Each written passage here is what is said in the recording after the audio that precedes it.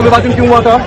भारत का विभाजन इसलिए हुआ था कि 14 अगस्त 1947 को हिंदुस्तान में पैदा हुए लाखों हिंदुस्तानियों ने अपनी मातृ वतन के साथ गद्दारी की, जिन्ना का समर्थन किया, टू नेशन थ्योरी का समर्थन किया, पाकिस्तान बन गया। पद्मश्री ना समझे जो पद्मश्री की जगह राजश्री लेकर आए, जो अपनी मर्दानगी एक बोतल पीने के बाद दिखाए, जो अपनी सभ्यता गटर में लोट करके कीचड़ में नाक रगड़ कर दिखाए, ये भारत का भविष्य नहीं हो सकता।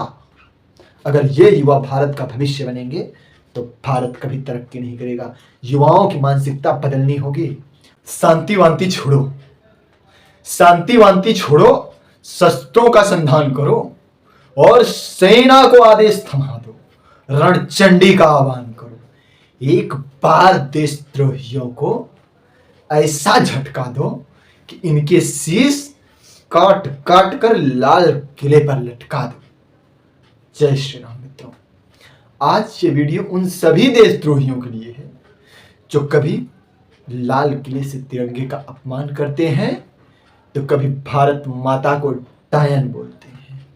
उन सभी देशद्रोहियों का वही हश्र होना चाहिए, वही हाल होना चाहिए कि उनके शीश काट काट करके लाल किले पर माला बना देना चाहिए भारत माता को।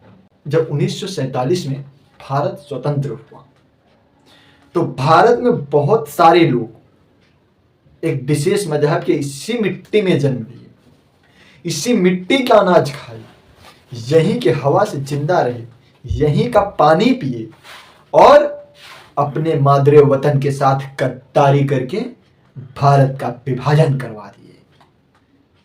इस भारत के विभाजन पर पब्लिक का क्या रिएक्शन है वो आप लोग सुनिए। बना दे, एक जिलेबी करके ना घुमाते रहो। भारत का विभाजन क्यों हुआ था? भारत का विभाजन इसलिए हुआ था कि 14 अगस्त 1947 को हिंदुस्तान में पैदा हुए लाखों हिंदुस्तानियों ने अपनी मातृ वतन के साथ गद्दारी की, जिन्ना का समर्थन किया, टू नेशन थ्योरी का समर्थन किया, पाकिस्तान बन गया। टू नेशन थ्योरी क्या थी? कि हिंदू लोगों के साथ हम नहीं रहना चाहते, मुसलमानों को अलग मुल्क चाहिए। तो दे दिया ना मुल्क उनको, काफिरों के साथ नहीं रहेंगे। जो वहां पे हिंदू और सिख रह गए, वहां पे क्या तब की तत्कालीन नेहरू एंड कांग्रेस ने उनसे पूछा था कि तुम वहां रहोगे या यहाँ रहोगे? अमीर लोग, जो लोग बॉर्डर के आसपास से यहाँ तक पहुंच के किस तरह से बचते बैठे यहाँ पहुंच के, जो लोग यहाँ तक नहीं पहुंच पाया तो क्या वो पाकिस्तानी हो गया? I'm coming to that. That's why you've not read the bill. This bill is for to grant citizenship rights to the persecuted Hindus and Sikhs living in Pakistan. And you know how they are persecuted? They are not even regarded as human beings. And it is because of us. हमने पाप किया 1947 पे, क्योंकि हम उनको छोड़ दिया वहाँ पे। और हम पिछले 70 साल से जो यहाँ पे तिरंगा चढ़ा रहे ना, उनकी जिंदगी के ऊपर उनका 15 अगस्त अभी तक नहीं आया। याद है आपको? वो हिंदू और सिख जब 10 साल की लड़की पैदा होती है जो जर्नलिस्ट बन सकती है, डॉक्टर बन सकती है, 10 साल की उम्र में उसको उठा के ले जाते हैं और 2 दिन के बाद बोलते हैं, मुल्ला के सामने प्रेज करते हैं कि वो मुसलमान बन गई। ये इंसानियत है?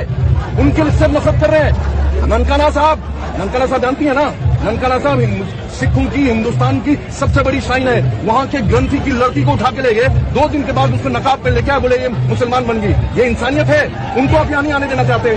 प्लीज, यहाँ पे जितने कैंप है ना रेफ्यूजीज के, जो हिंदू और सिख यहाँ पे रहते हैं, उनसे पूछ लीजिए। वो रो रहे हैं बैठ के कि ये हिंदुस्तान है, इस हिंदुस्तान के लिए हम ये हिंदुस्तान का झंडा लेके, वो चाहते तो 70 साल पहले मुसलमान बन जाते वहाँ पे। उन्होंने धर्म को अपने रखा और हम कमीने अपने आप को हिंदू बोलते, सिख बोलते। उन जादू का समर्थन करो ही करो और अपने आप को उनसे नफरत करते हो। और ये दिल्ली का मुख्यमंत्री टीवी पे बोलता है वो पाकिस्तानी को नौकरी देंगे यहाँ पे। कमीने इंसान, तुझे मालूम है कि वो हिंदुस्तानी है, तुमसे ज्यादा हिंदुस्तानी है। तुमने अपने धर्म पे पर कंप्रोमाइज किया। उन्होंने पिछले 70 साल से हिंदू धर्म और सिख धर्म अपनी छाती पे लेके घूम रहे हैं। यहाँ आप लोगों ने इस नौजवान का, इस नवयुवक का संवेदना को सुना, इसके अंदर की आग को समझा, देश प्रेम, राष्ट्र भक्ति को पहचाना।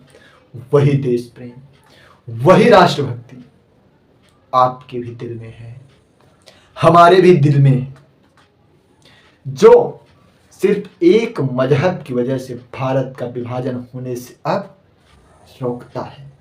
अब भारत के टुकड़े नहीं होंगे, उल्टा भारत के टुकड़े करने वाले के टुकड़े हो जाएंगे।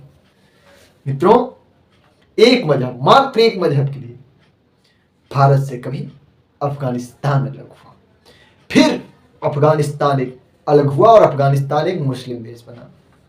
फिर कुछ समय बाद भारत से बांग्लादेश और पाकिस्तान भी अलग हुए, ये भी मुस्लिम देश बने।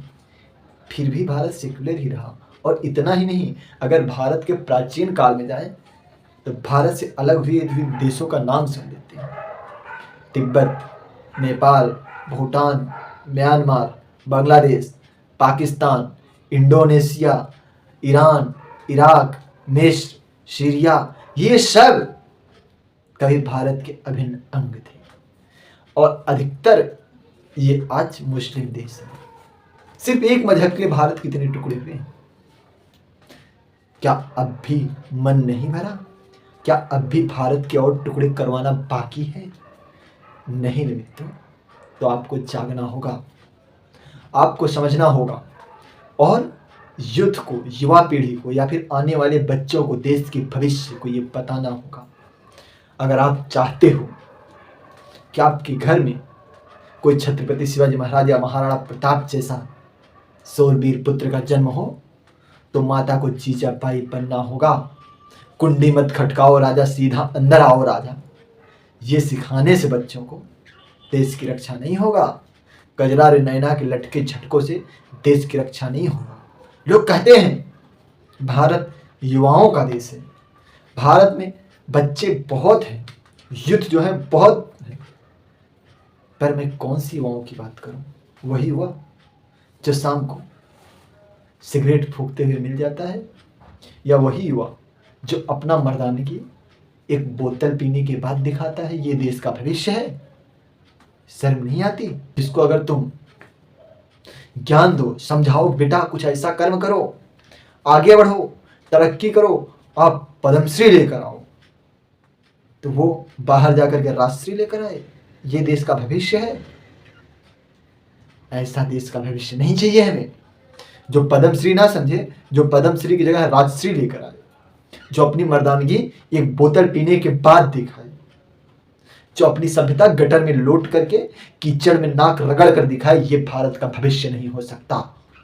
अगर ये युवा भारत का भविष्य बनेंगे तो भारत कभी तरक्की नहीं करेगा। युवाओं की मानसिकता बदलनी होगी, उनको बताना होगा आपका संस्कृति मांस मदिरा का नहीं है, आपकी संस्कृति सनातन है और सनातन ही सत्य है।